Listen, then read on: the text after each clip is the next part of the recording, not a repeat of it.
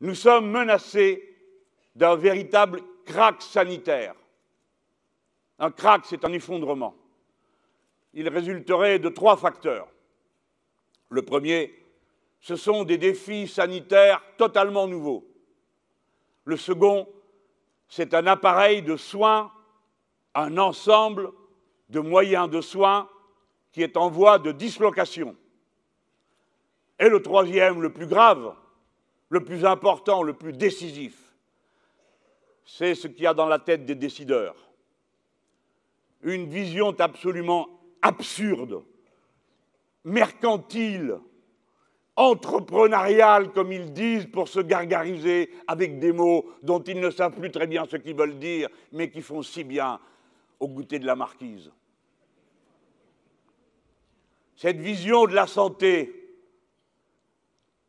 nous rend incapables de répondre à ce que nous voyons se lever devant nous. D'abord, le déchaînement de nouvelles épidémies. Comment a-t-on pu en arriver là? Regardez l'hôpital public qui était réputé, puisqu'il faut bien prendre le problème par un bout, qui était réputé être un modèle pour notre pays, parmi les autres nations, et ça l'était.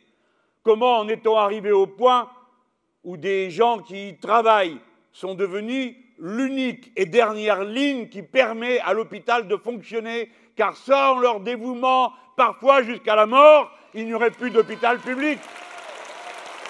Non, tout ça n'est pas normal. C'est pourquoi je vous parle d'un krach sanitaire en vue.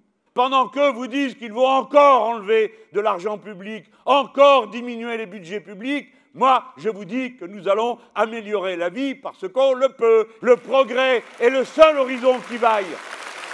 C'est ça qui peut nous rassembler. En ceci consiste la vertu. Faire ce qui est bon pour tous.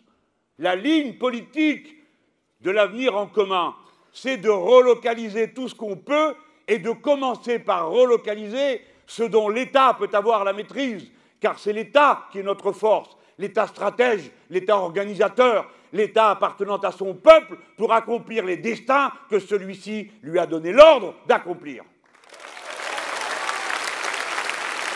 Ne doutez pas une seconde de ça.